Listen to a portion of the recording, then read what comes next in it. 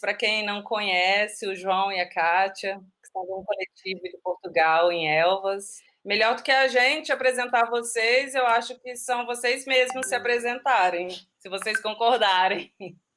Ok, olá a todos, boa noite. Eu e a Cátia fazemos parte do Um Coletivo. Não tô Somos ouvindo vocês. uma associação cultural, trabalhamos cultura aqui em Portugal, na cidade de Elvas. E começámos em 2013 em Lisboa. E inicialmente éramos principalmente uma companhia de teatro que fazíamos Eu não tô trabalho, ouvindo, eu vou sair de criação novo. teatral em Lisboa. E em 2015 coincidiu com uma série de acontecimentos nas nossas vidas.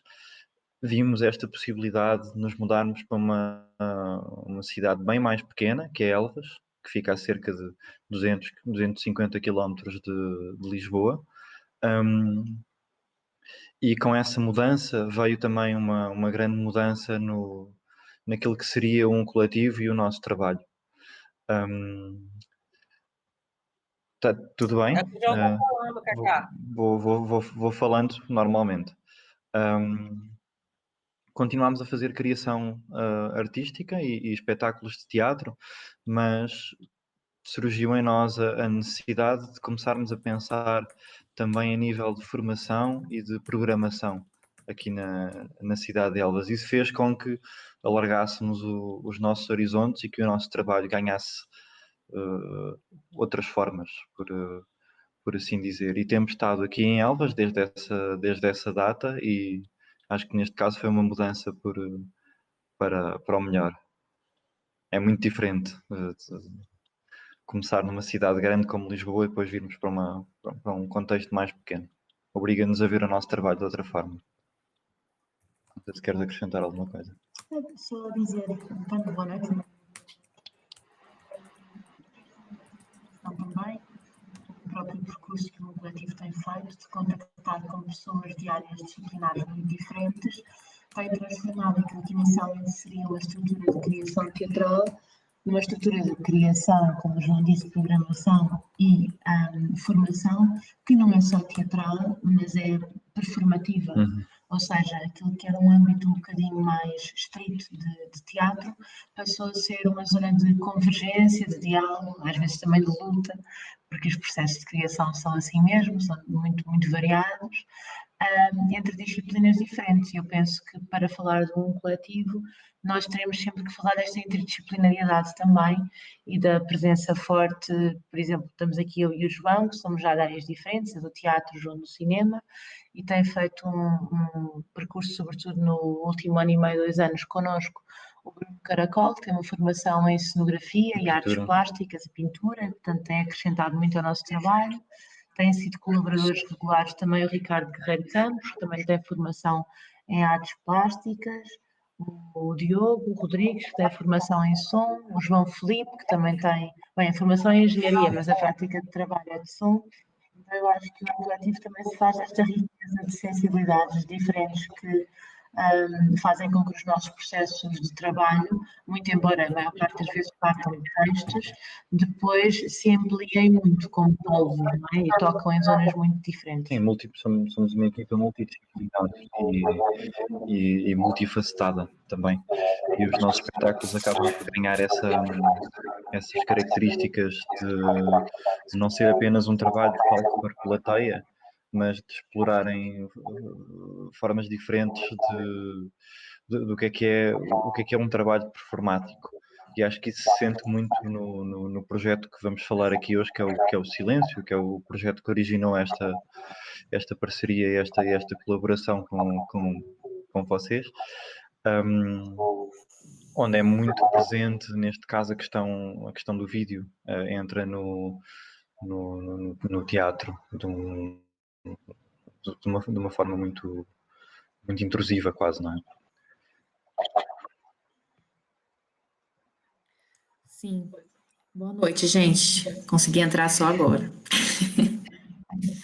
Eu não sei do que vocês já começaram a falar aí, peguei só um pouquinho, vocês comentando já. Falámos um bocadinho da nossa história enquanto um coletivo, da passagem de Lisboa para Elvas, do que é que isso significou em termos de sair de uma cidade grande para um contexto mais pequeno e mais, neste caso, até fronteiriço.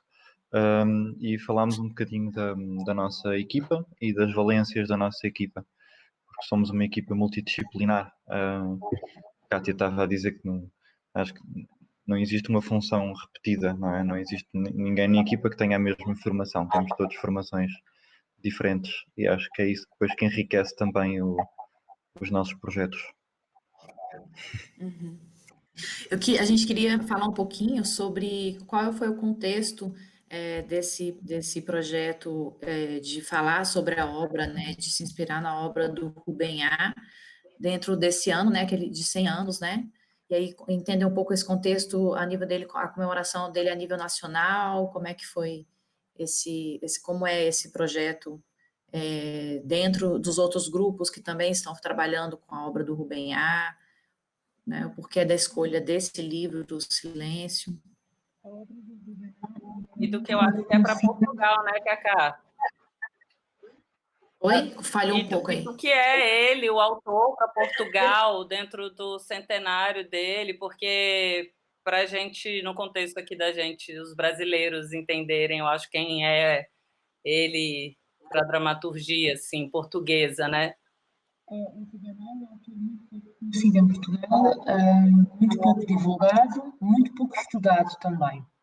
Aquilo que eu vos vou dizer, logicamente, passa pela minha opinião, ou seja, eu não fiz nenhum estudo académico sobre o Rubem A, aquilo que eu vos dou é a minha opinião de leitora e aquilo que eu tenho percebido pelo que procuro ler sobre ele.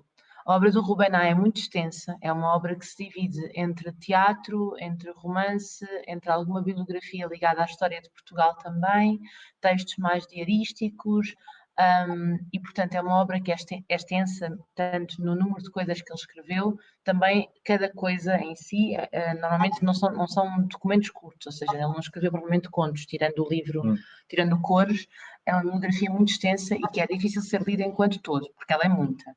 Ainda assim, não tem havido grande esforço em Portugal, mesmo no centenário eu creio que não há este esforço, e passa a crítica para quem servir a carapuça, como se dizem aqui em Portugal. A celebração do centenário foi adiada, portanto, a maior parte, por causa do Covid, a maior parte dos esforços que se estavam a reunir, e eles já não eram muitos, em torno da celebração da obra, foi adiada para 2021, para um formato que nós ainda desconhecemos qual é que vai ser. Ou seja, eu não vos posso falar da celebração este ano, porque ela praticamente não existiu, ela foi toda adiada. Houve pontualmente um trabalho da Antena 2 a nível de teatro radiofónico, que fomos nós que fizemos. Houve uma reedição por parte da Ciro e Alvim de algumas das obras do Rubem A, portanto, como eu já vos tinha dito, ele é um autor pouco lido. Uma parte desse gesto deve-se a ser muito pouco estudado, ele é muito pouco estudado a nível dos cursos superiores de literatura em Portugal, a outra parte também se deve, e ambas estão relacionadas, ao facto de muitas das obras dele estarem esgotadas e serem difíceis de encontrar. E pronto, por outro lado, aquilo que houve mais foi uma exibição também do nosso espetáculo Júlia, que inicialmente estava previsto para ser feito em teatro, normalmente, e acabou por acontecer na RTP. Portanto, fizemos um documento teatral, mas também televisivo, que passou na data do falecimento dele, portanto, a 26 de setembro deste ano, passou na televisão. E penso que, para além disto, e de umas gravações que foram feitas a nível de. Houve um espetáculo no Teatro São Luís, que foi também gravado e que há de passar, a partir de alguns textos dele e da escrita de música clássica, que foi feito também este ano, mas só foi apresentado uma vez e agora aguardamos a edição desse material vídeo. Por isso, aquilo que os brasileiros desconhecem sobre o Rubem A há de ser semelhante ao que os portugueses desconhecem, porque ele não é muito trabalhado de facto. E eu penso que isto tem a ver com uma condição.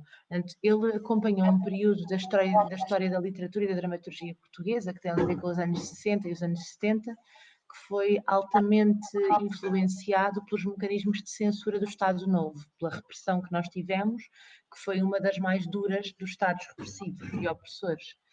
E o Rubem A ele próprio também censurado, embora não tanto, mas quem conhecer a vida dele há de perceber que ele foi muito limitado pela sua opinião livre na altura por Salazar, mas ele não ficou conotado nem com o regime, porque ele não era do regime, nem ficou conotado propriamente como contra o regime, porque ele não era comunista.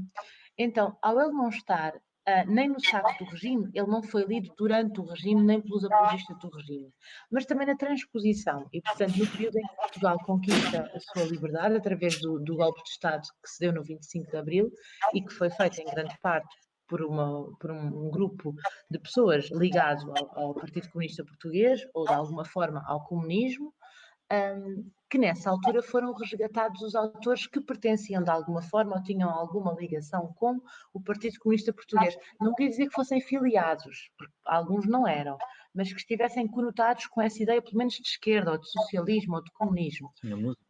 Na música também, aconteceu também na música. E o Rubén não estava, ele nunca se conotou com nenhum partido politicamente, muito embora tenha muitas relações de amizade com pessoas ligadas ao Partido Social Democrata, que hoje em dia degenerou numa espécie de um neoliberal, que é o PSD, ainda com o mesmo nome, mas que já tem um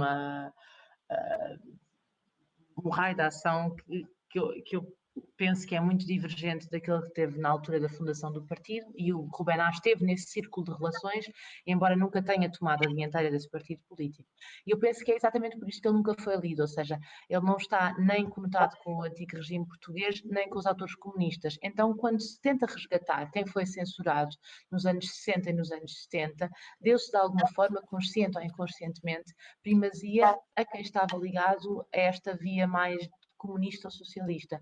E o Rubén ficou neste saco dos não lidos, e ainda está em parte no saco dos não lidos, por um terceiríssimo motivo, que ainda é mais terceiro, que também tem a ver com o facto de ser da família de uma escritora que porventura vocês conhecerão, que é a Sofia de Melbrein Anderson, mais conhecida como Sofia de Melbreiner, que tem este Anderson em comum com o Rubén portanto eles são familiares um do outro, e então eu acho que pelo facto de nesta família haver esta escritora quase que surge como Como é o nome dela, Kátia? Desculpa interromper, Sofia pode de repetir?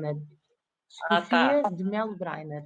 Ela é uma das escritoras, eu penso que em Portugal também se difunde muito poucas escritoras no feminino, mas não há ninguém que não conheça a Sofia. Eu acho que a Sofia é assim, é um nome incontornável, e ela furou muito pela literatura que foi lida para a infância também, ou seja, ela faz parte do currículo de escola, que nós temos que ler na escola quando somos miúdos, já não sei, mas será desde a primária até ao sétimo ano, lê-se muitas coisas da Sofia.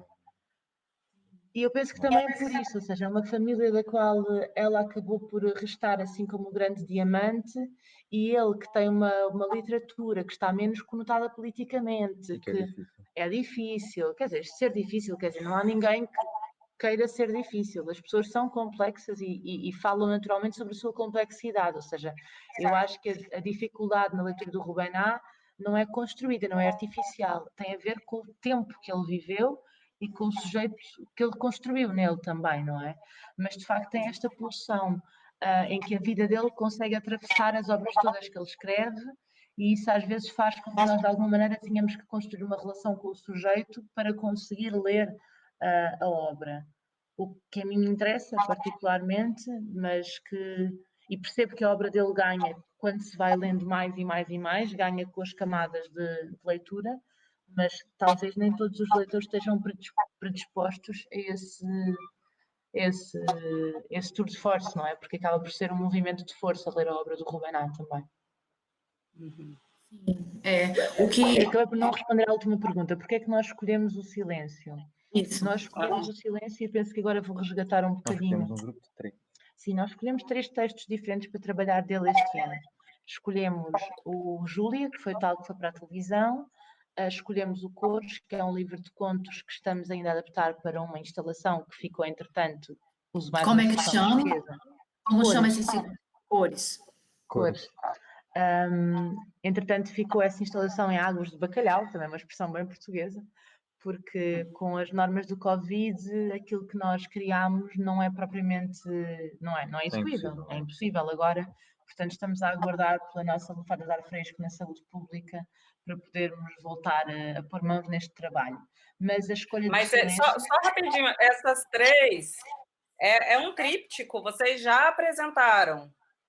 Nós acabámos por ainda não apresentar o Cores, mas apresentámos a Júlia na televisão, fizemos o Silêncio agora em formato performance, e o Silêncio nós escolhemos muito por este hibridismo formal que a própria obra tem, ou seja, nós não percebemos muito bem se estamos a ler um romance, se estamos a ler um diário, se estamos a ler uma peça de teatro.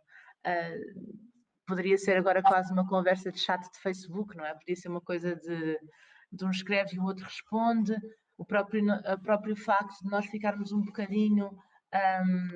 parece que estamos a ver fantasmas e ouvir fantasmas ou ecos, não é? Uma coisa que aponta muito para a sonoplastia, porque não se percebe se aquela conversa toda ela no tempo presente, se há alguma coisa que seja memória, se há outra que é uma premonição do que se vai passar depois na vida deles, e essas fronteiras que são muito ténues e estão muito diluídas e de alguma forma têm muito a ver com a nossa forma de trabalhar também, com a transdisciplinariedade, com esta vontade de que o teatro seja, e vou usar a comparação, e não tem a ver com a grandiosidade, tem mesmo a ver com esta transmissão de forças entre fronteiras. Nós criamos para teatro quase como quem pensa em ópera, não é? Portanto, como quem pensa na obra de arte absoluta, na ideia wagneriana de haver uma confluência de vários géneros artísticos. Ou seja, nós não construímos um texto e a ideia é contar este texto na cena. Nós construímos de uma forma, penso eu, que é bastante circular e tem a ver também com a utopia do trabalho coletivo, que é sempre uma utopia, mas continuamos a batalhar para ela. E de alguma forma aquilo que nós vimos no Silêncio foi uma possibilidade de estarmos em pé de igualdade, o texto no seu valor de palavra, mas também no seu valor de cinema e deste gesto macro que permite ver profundamente um sujeito, e também a ideia de sonoplastia, ou seja, a palavra não é só o sentido literário que ela transporta, mas também o sentido de sonoplastia que ela pode abrir no nosso caminho de pesquisa e de música. E, portanto, foi um pouco por isso que nós escolhemos o Silêncio.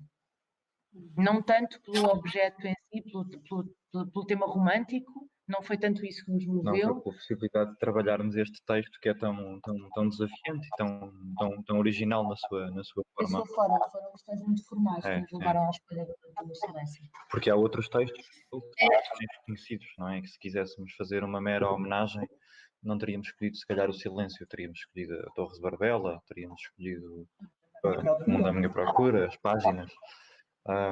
Procuramos também a forma e aquilo que estes desafios formais do Rubén A nos podem desafiar quando estamos a criar um espetáculo novo.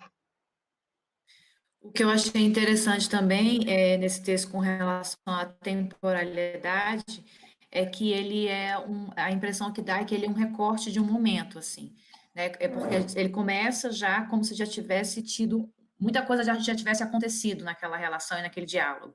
Então ele é um recorte, assim, pode ser o meio, pode ser o final, enfim, você não sabe se aquilo lá faz parte de um todo, se é o início, se é o fim, se é como uma foto, assim, de um momento, né? Se pegasse um dia ou alguns dias daquela relação, daquele diálogo entre eles. Então, nesse sentido, realmente flerta um pouco, assim, né, como um fotograma, né, assim, como um flash, uma foto de um dia, assim. Porque o antes e o depois a gente não sabe, né, assim, ou pelo menos não dá para perceber que aquilo lá é o início de um diálogo, de uma relação, né, de uma discussão. A gente chama aqui de DR, para mim o livro é muito uma DR, assim, que é a relação, a discussão entre eles sobre liberdade, sobre amor, sobre individualidade, né, sobre vários temas, assim. Mas me chamou a atenção de querer entender, né, por que relacionar essa obra que, ao meu ver, realmente é desafiante e eu não sei se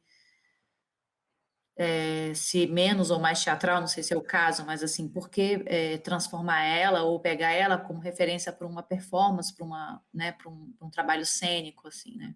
E de trazer ele para uma pessoa, né, para o trabalho de uma. A gente não conseguiu, né, ver o vídeo o espetáculo todo de vocês, né? A gente viu só o teaser que a gente pode passar depois. Mas, assim, eu queria entender também um pouco como é que foi que vocês chegaram nessa ideia de uma pessoa em cena, e por que trazer dentro do discurso de uma pessoa, né, não sei se vocês estão focando no lado do feminino ou não, mas, assim, porque para mim é bem uma relação entre duas pessoas, né? E aí, como é que vocês chegaram nessa ideia de trazer para uma pessoa, para o olhar, para a sensação, ou para o olhar, ou para o ponto de vista de um personagem, ou enfim, um sujeito? Na verdade, eu acho que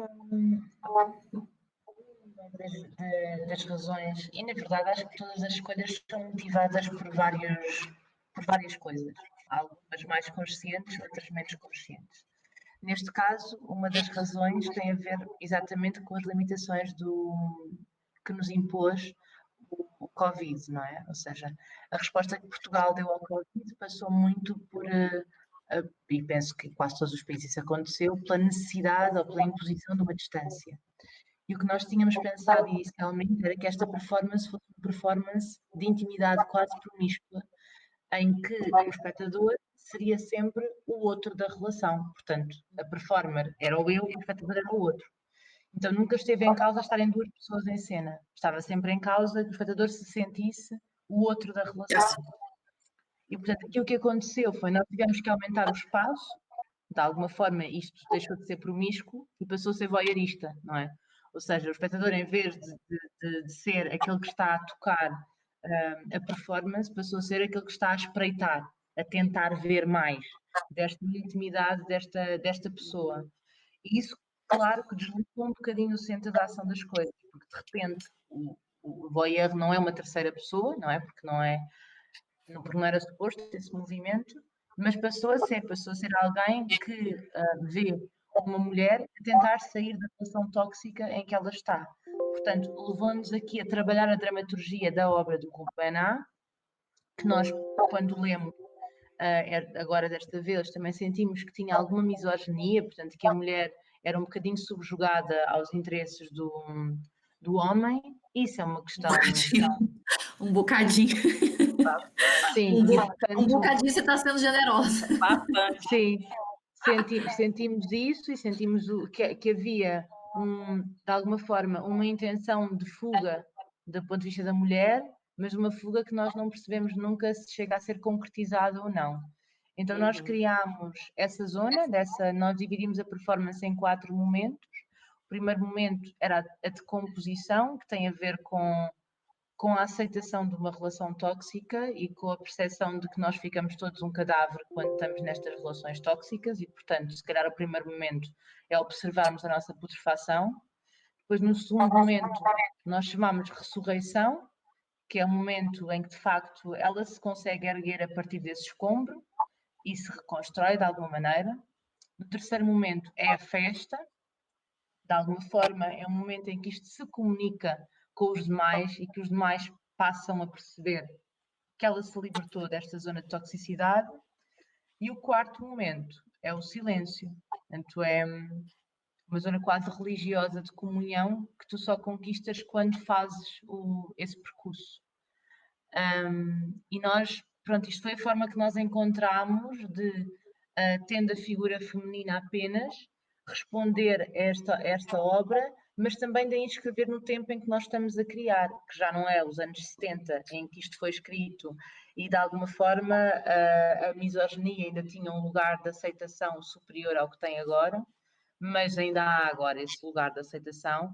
Portanto, eu enquanto performer e criadora feminina, não é? Também senti necessidade de dar alguma ênfase a esse movimento de fuga desta mulher, que, respeitando a própria obra, nós não chegamos a perceber na performance se este movimento de fuga, que nós vemos no touro, no momento em que eu estou em cima do touro mecânico, portanto é esse lugar onírico, foi a forma como nós representámos a praia, que é o lugar onírico do texto, é a ideia de vamos à praia, quando é que vamos à praia, quando é que nós podemos ir à praia, quando é que tu vais comigo à praia.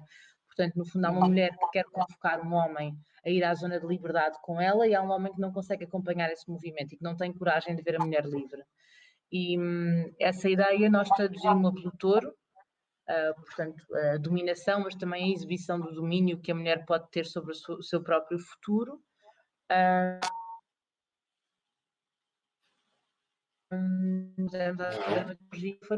Portanto, construímos essa zona do touro sempre por trás de um pano, é uma zona velada, para manter de alguma forma esta zona cinzenta que o próprio texto tem, em que tu nunca chegas a perceber se de facto ela se liberta e se consegue ir com ela à praia ou se não consegue. E nós, para mantermos essa tensão da zona onírica ou zona concreta, colocámos em cena a ideia desta transparência e dos panos. Sim, é a ideia de véu, essa ideia voyeurista de que a Kátia estava a falar, que quisemos fazer passar, e por haver sempre uma ideia de ilusão, de aquilo que estás a ver pode nunca ser exatamente aquilo que estás a ver, mas aquilo que o teu subconsciente fabrica. Portanto, o espetáculo quase todo é visto através dessas transparências e desses panos ou de projeções vídeo que nunca mostram uma imagem concreta. A única imagem concreta que vemos é este momento de ressurreição, em que a Kátia reaparece à frente dessas transparências e que a vemos nua também, não é? Que é Sim, mas na relação com a Terra, não é? Sim, exatamente. Localizarem nas fotografias. Não estou ouvindo. Espera aí, que eu não estou ouvindo direito agora o que a Kátia falou. Eu disse que essa zona que o João se refere, que é a zona que é vista mais in your face, mais diretamente do espectador, sem nenhum véu, é a zona da ressurreição, que é exatamente o momento em que eu estou com a terra e com o microfone.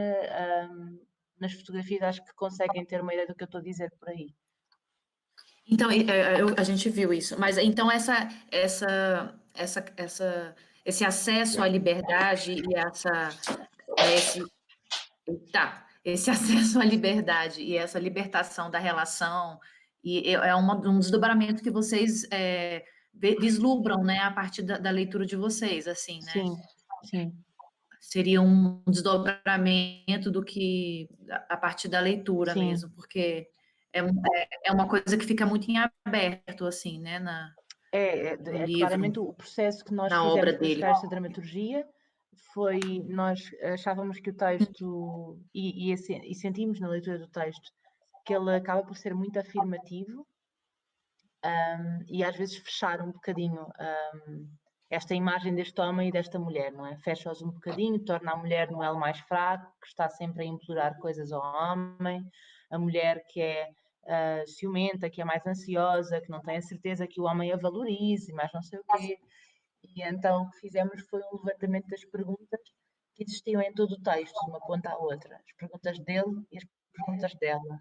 E percebemos que isso dá uma tornava o texto mais democrático, não é? Porque ele também coloca questões. E foi a partir das perguntas que nós trabalhámos depois. Assim, esquecemos-nos de tudo o resto e deixámos só as perguntas.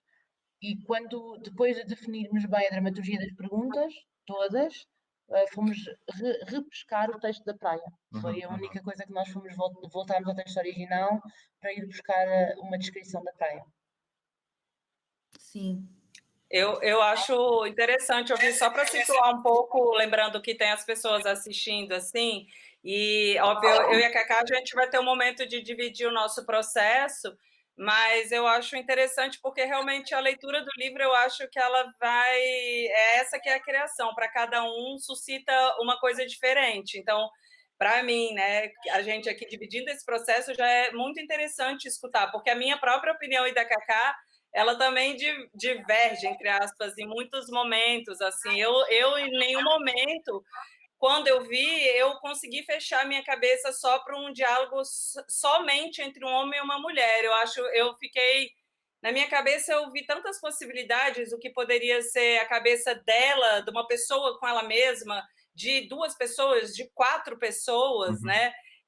Eu demorei até para entender, até chegar num momento que eu falei, mas será que eu tenho que entender mesmo tudo isso, assim? Será que precisa ser isso ou ser aquilo, né?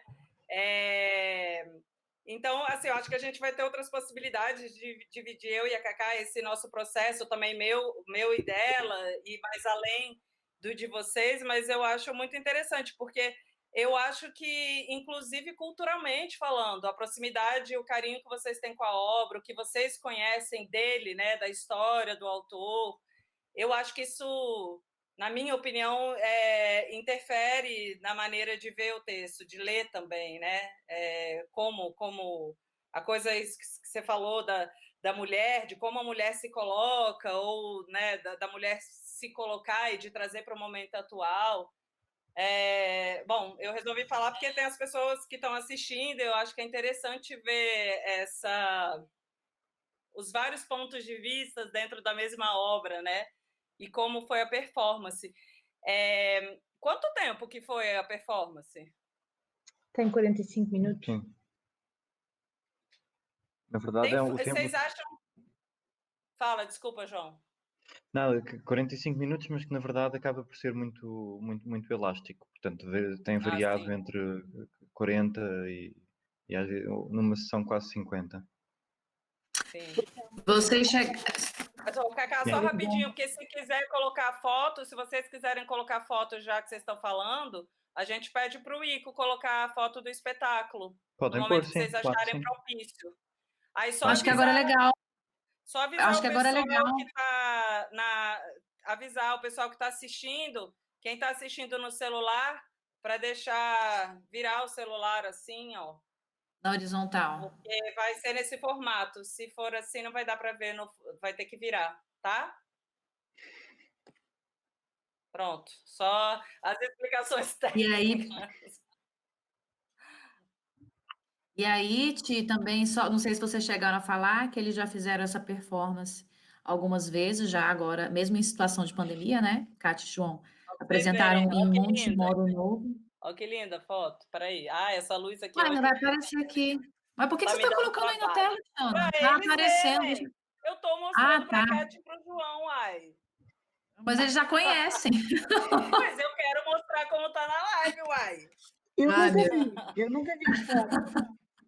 Verdade. Tá bonito. Nunca viu na live. Quero mostrar, uai. Então, eles já apresentaram a performance em novembro no Teatro Montemoro Novo. Depois, em novembro, foi uma pré-estreia, né? Sim. Na verdade, foi ensaio aberto, né? Ensaio aberto. Depois, apresentaram em Sá de Miranda, né? Viana de Castelo. Sim, no Teatro Sá de Miranda, 2 vezes. Isso, Sá de Miranda, 2 vezes. Depois, em Castelo Branco, e em Elvas, que é onde vocês moram e é a sede de vocês, né? Você tem planos de continuar apresentando essa performance agora, esse ano ainda, ano que vem? Esse ano já não, só em 2020. Sim. Foi muito essa relação, sem dúvida, e acho que estamos muito gratos por termos tido essa possibilidade, porque há muita gente que não conseguiu fazer nada, quase nada presencial este ano, mas também foi muito duro, porque para nós, e a forma como eu até acho que este é o nosso espetáculo menos afetuoso. O espetáculo é difícil de ver, tem uma dureza, tem uma aspereza que não é a nossa zona mais normal de trabalho. Os nossos espetáculos costumam ser friendly até. Depende. A escuridão bonita é fofa, a tempestade é divertida, mas pronto, enfim. Isto para dizer que eu, pelo menos enquanto performer, para mim foi muito duro sentir a entrada de público. É uma coisa quase militar. Para além da redução, porque a redução não me faz assim tanta aflição, ou seja, é estranho, mas enfim, a pessoa esquece depois. O que para mim foi complicado esquecer é a dureza da entrada. É a entrada que já não é leve, não é uma entrada conversada, não é uma entrada não se ouve burburinho, as pessoas entram tensas. E para mim foi difícil, ou seja, eu acho que levei algum tempo a habituar-me à sensação de repente parece que as pessoas não deslizam no teatro, que não é assim uma coisa comunitária, tornou-se um lugar mais frio, ao qual tu vais por espírito de missão ou porque já não aguentas mesmo estar em casa. Mas eu acho que muito embora o teatro possa ser de luta, e acredito que, e valorizo muito quem o faça nesse sentido, para mim ele é de comunhão. É mesmo muito mais de comunhão, de família, de partilha.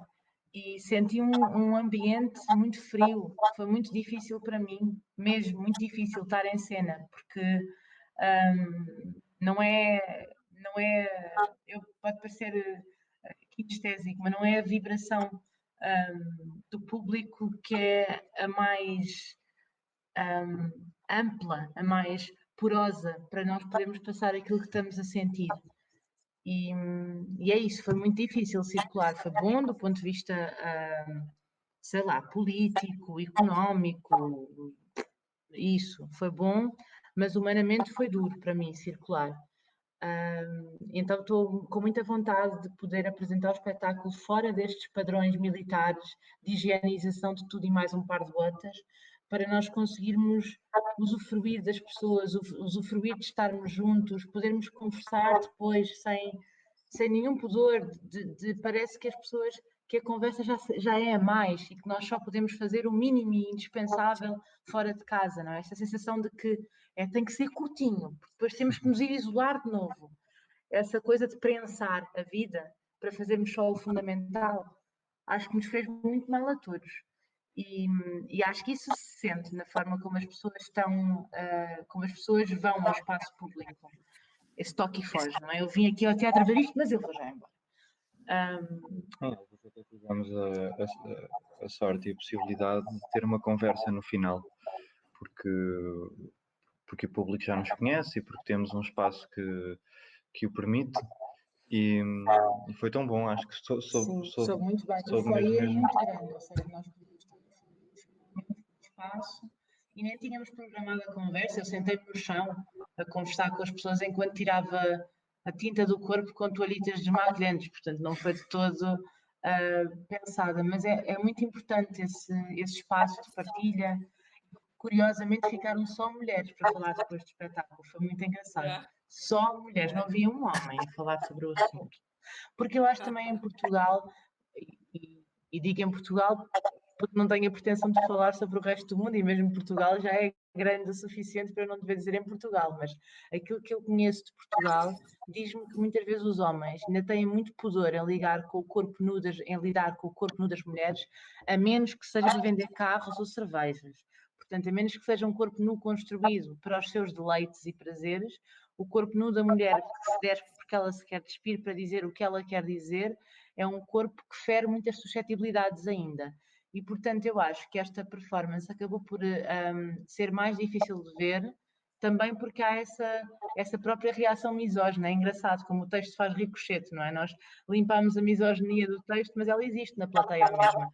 Então ela faz ali uns movimentos esquisitos a nível de física, e pronto, e quando embate o espectador ele vai-se embora. Mas as mulheres resistem, as mulheres falam sobre as coisas, isso é bom ver esse movimento também. E como foi, Kátia, perceber no olhar das mulheres, não sei se todas conheciam a obra, mas perceber esse desdobramento que vocês deram, porque foi uma coisa que me chama muita atenção na leitura, é essa relação mesmo de subordinação, né, que é colocada a mulher na obra, entendendo o contexto, claro, entendendo de repente também que ele até tem uma visão mais crítica, de alguma maneira, de apontar, né, algumas coisas específicas da cultura e tal, como um padrão machista e tudo, mas dentro de um limite de tempo, né, enfim, do período dele. Mas como foi para as mulheres que viram a apresentação, perceberem esse desdobramento, perceberem que vocês colocaram a mulher dentro dessa relação num outro lugar, sabe? Eu acho que não te posso responder a essa questão, porque eu não sei se viu alguma mulher que conheça a obra. Só a Carmen foi a única pessoa que viu conhecendo a obra. Mas mesmo... Sem conhecer a obra, eu acho que aquilo que é nítido da performance e o que fica para as pessoas, essencialmente, é mesmo esse gesto de libertação da mulher. Eu acho que o espetáculo se tornou sem aviso prévio, ou seja, quando nós começámos a fazer o espetáculo não era suposto ser sobre isto propriamente, mas tornou-se um espetáculo que é difícil de ver porque é de uma mulher que põe um ponto final numa zona de toxicidade e de saturação. Eu acho que por isso as mulheres ficaram para falar, porque de alguma forma, muitas se reviram naquele espetáculo. E até houve uma espectadora que escreveu uma coisa muito, muito, muito bonita, mesmo muito bonita, e que nunca tinha visto nada nosso, e depois nos encontrou no supermercado, nas compras, e voltou a dizer que tinha gostado muito, que tinha sentido que era ela também que estava ali. E essa sensação de que, de facto, de alguma maneira, há uma representatividade quando se coloca uma mulher a sair de um lugar.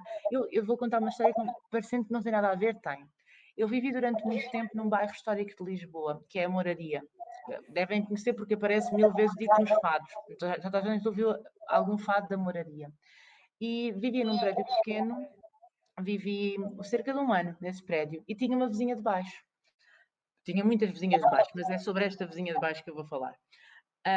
E vivia com um rapaz e a nossa relação acabou muito mal mesmo, foi horrível. Foi assim, houve desastre, ele partiu a cozinha, saiu água, toda a gente na vizinhança ficou a saber o que é que tinha acontecido. E essa vizinha, a quem eu muitas vezes pedi para me abrir a porta porque esquecia-me da chave, falava muitas vezes do Dia da Liberdade. E ela era uma senhora mais velha, vivia convencida que estávamos a falar do 25 de Abril. Toda a vida na minha cabeça falámos do 25 de Abril. Até ao dia em que eu me vou despedir dela, porque vou-me embora lá do prédio, vou mudar de casa, e digo, olha, vizinha, agora pronto, vou mudar para a rua de cima, não sei o que. Ela disse, agora é que vai conhecer a sua liberdade. E foi naquele dia que me caiu a ficha, que o dia da liberdade não tinha sido nunca o dia de 25 de Abril, mas era o dia em que tinha morrido o marido. Caramba! Infelizmente, e como esta história, infelizmente, há mesmo muitas, No mundo inteiro, né?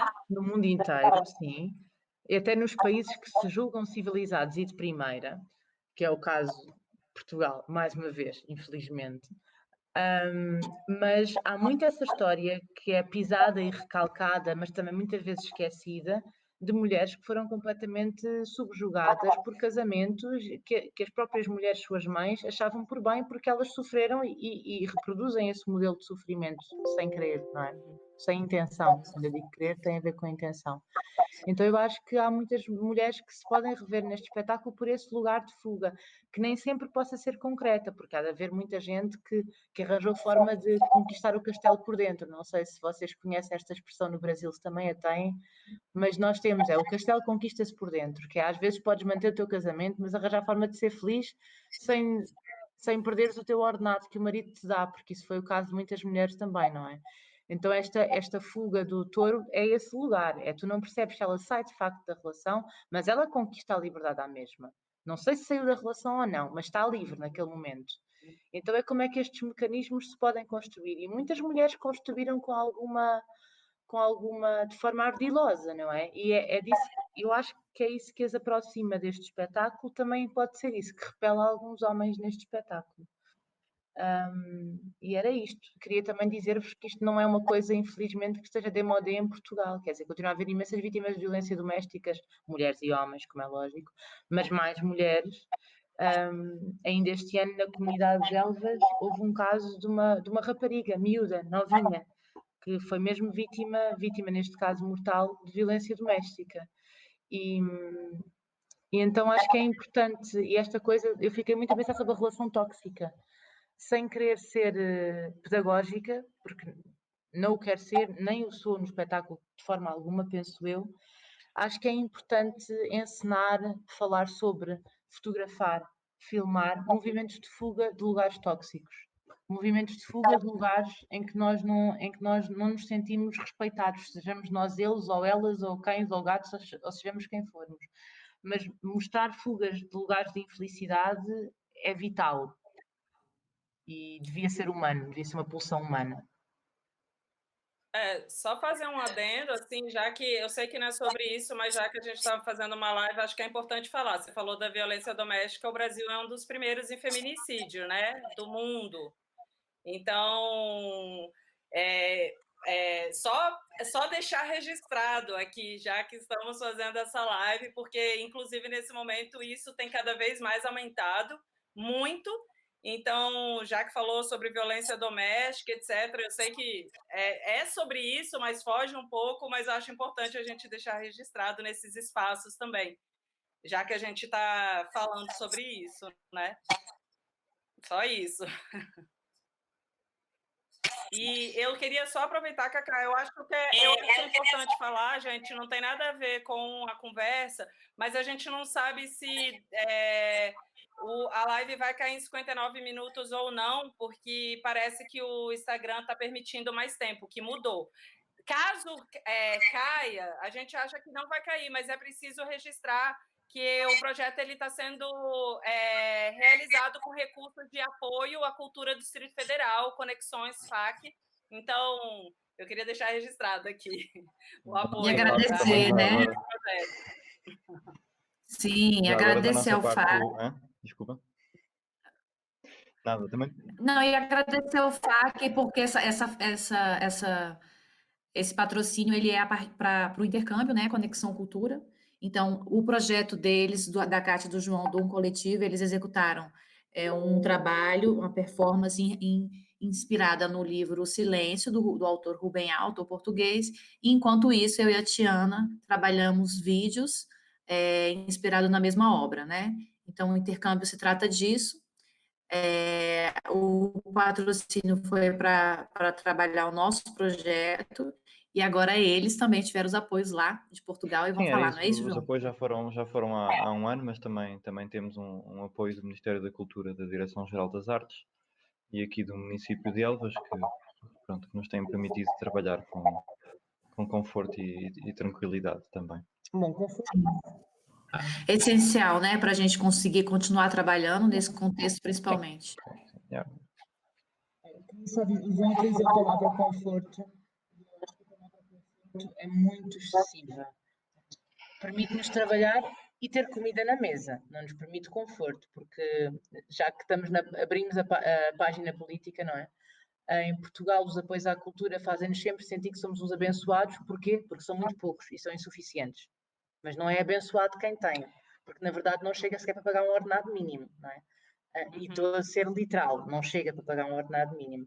É bom porque podemos fazer as coisas das quais gostamos, mas é claramente insuficiente para a nossa realidade e para a realidade do país. Então, é bom que nós tenhamos, mas é muito mal pela fraca qualidade dos apoios que se têm em geral neste país e que são insuficientes para as estruturas e para as estruturas que têm, mas muito mais para as que não têm sequer, não é? Ou seja, pronto. E sim, com certeza, é bom registrar e não é diferente, eu acho, de muitas partes do planeta, né? Porque eu acho que de maneira geral, assim, infelizmente, nós não temos a cultura no devido lugar que ela merece, né?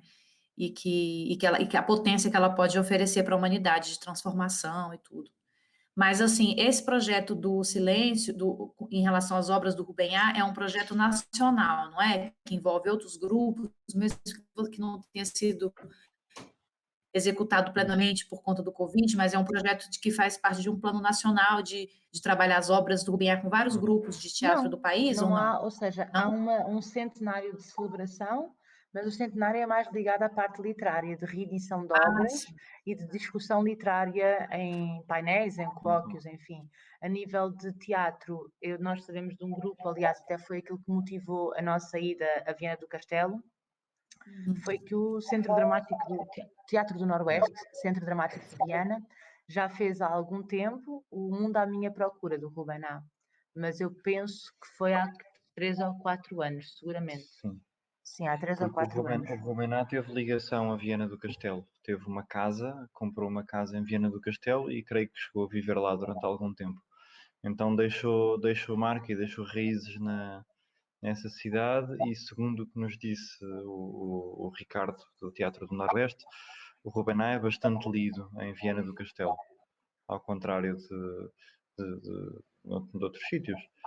Portanto, eu acho que lá, eventualmente, terá sido o local onde apresentámos, onde o conhecimento prévio da obra, se calhar, era maior.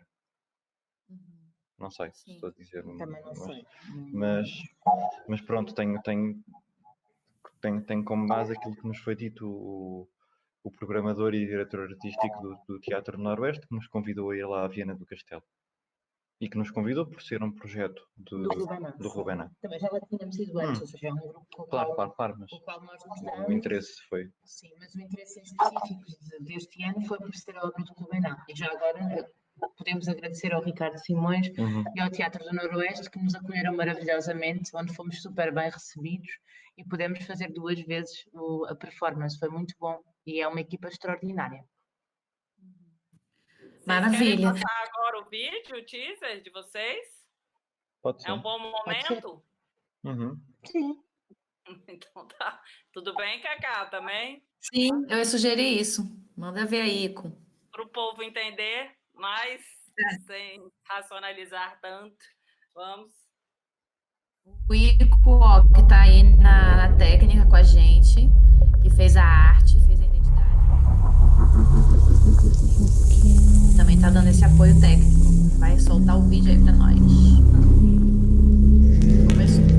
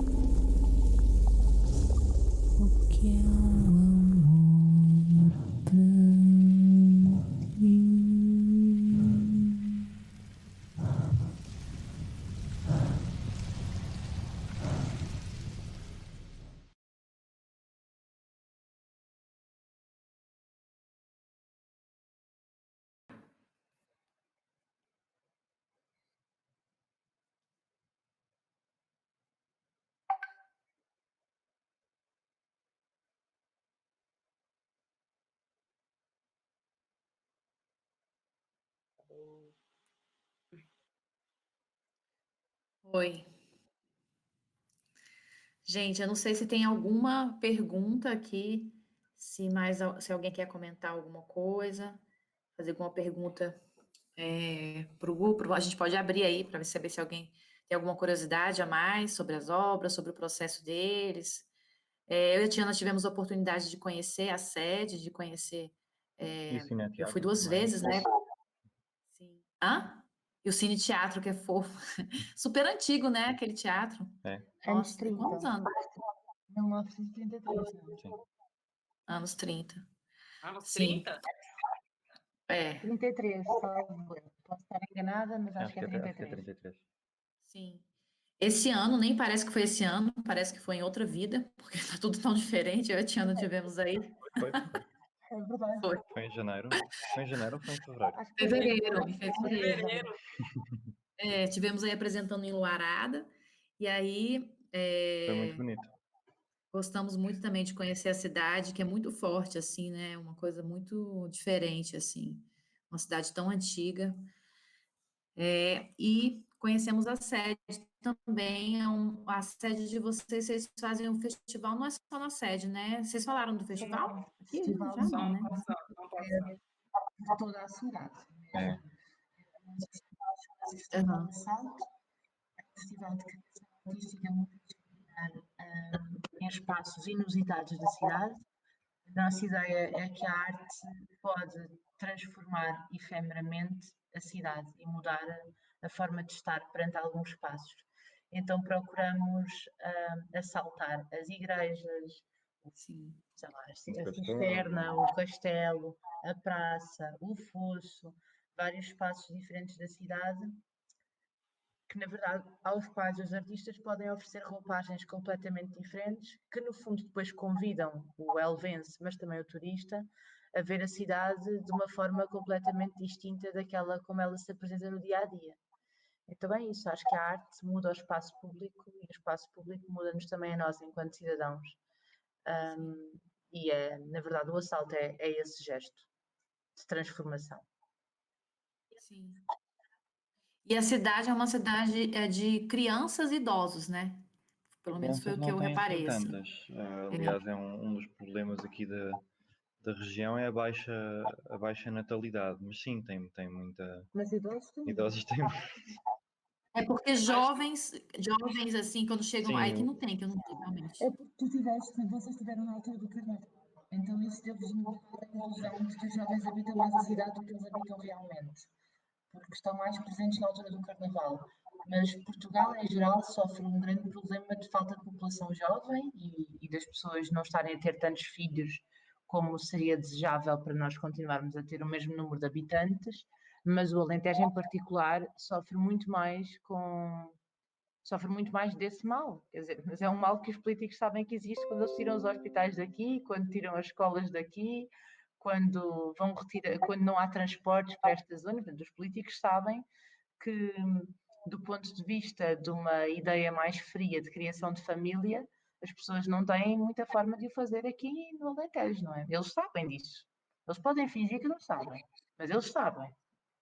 Por isso, então temos uma cidade muito bonita, mesmo, a cidade é linda de morrer e é única no mundo, por isso é que é património da Unesco, mas eu acho que a maior parte das forças motrizes da política deste país querem que as cidades bonitas sejam só cidades bonitas, para vir ver, vir tirar fotografias, postar no Instagram, fazer um tweetzinho sobre o assunto, mas não para viver mesmo cá. Então é isso, é uma cidade com muito poucos habitantes, com mais gente velha que gente nova, em que as pessoas novas, porventura, chegam à altura da faculdade e vão estudar para outro sítio e depois ficam a morar nesse outro sítio. Por isso, quando nós decidimos mudar-nos com 20 e tal anos de Lisboa para Elvas, acharam que éramos malucos e que não íamos aguentar mais do que os primeiros 2 ou 3 anos de fantasia. Porque é difícil, é lindo também, é uma loucura, a loucura tem os dois lados, tem a parte da beleza e a parte da dificuldade. E nós vivemos as duas ativamente. Mas é isso, não há muitos jovens por aqui. Não. Pode haver algumas crianças, Vocês sim. gostam, né? Diz? Vocês gostam de morar aí. Eu adoro. Mas é isso, gente. Queria agradecer vocês por essa live. Obrigado, não. Obrigada. Já caiu. Eu também acho que mais de uma hora, se alguém estiver de facto a ouvir, torna-se enfadonho, não é? Ou seja, mais de uma hora, se alguém tiver de facto a ouvir, depois também é demais para quem está a ouvir, não é? Mas a gente postou também o vídeo, o vídeo de vocês está no nosso canal do YouTube. Vai estar. Vai estar, vai né? colocar hoje. É hoje ou amanhã. Boa. Eu ia pedir, se vocês puderem. Aí eu não sei, vocês escolhem o que vocês acham melhor. Se eu gostaria e a Cacá, acho que também, para a gente colocar nas mídias sociais. Isso, a apresentação de vocês pode ser pouquinho, 1 minuto, uma coisinha assim. Eu acho que a Cacá, não sei, se ela fala isso, ela discorda ou concorda de mim. Mas eu gostaria de valorizar cada um que está no processo, desde o que está lá fazendo a técnica até todas as pessoas. Assim, eu sei que vocês são um coletivo, mas se vocês quiserem, eu não sei se o João vai se sentir à vontade ou não para falar, mas se cada um puder fazer 1 minutinho de um videozinho normal, em celular mesmo, não precisa de alta qualidade, para a gente colocar, para apresentar para as pessoas nas mídias sociais quem são todos assim do projeto. Tudo bem? Não há muitos para ser, na verdade. Somos eu, o quatro. João, o Bruno e o Francisco. Então, aí porque a gente conversou sobre isso, eu não sei se entra num coletivo dentro do nosso projeto, se vocês apresentam eles também, ou só vocês dois, eu não sei. Assim, eu acho que a Cacá também Eu tenho as sabe. minhas mais sérias dúvidas que o Francisco filmou um vídeo. Muitas dúvidas mesmo. Pela pessoa que é. O Bruno, eventualmente, sim. Mas eu acho que se vocês fizerem o vídeo e citarem, eu acho porque eles são o centro do coletivo, né? Não, por isso que eu estou achando. Eu, na verdade, acho que é a escolha de vocês, mas eu acho que é importante. Seria ótimo, sabe? Poder ter eu acho que o Bruno, que é o cenógrafo, acho que é possível. Sim, o Bruno é interessante saber o ponto de vista dele também. O Francisco tem algumas dúvidas que ele filma um vídeo mesmo. É isso. Pronto. Ok. Acho que é isso, né, gente? Mais alguma coisa? Acho que não, da Acho que é nossa Não. parte é tudo. Aí já tá tarde, né? Já é quase meia-noite. Assim, 11h30. Ok. Então tá. Beijinhos Despeço aqui às de duas. vocês. Um beijo. Até logo. Beijo no Jaci. Tchau, Até tchau. mais. Natal. Tchau. Tchau. É. Tchau. Obrigada.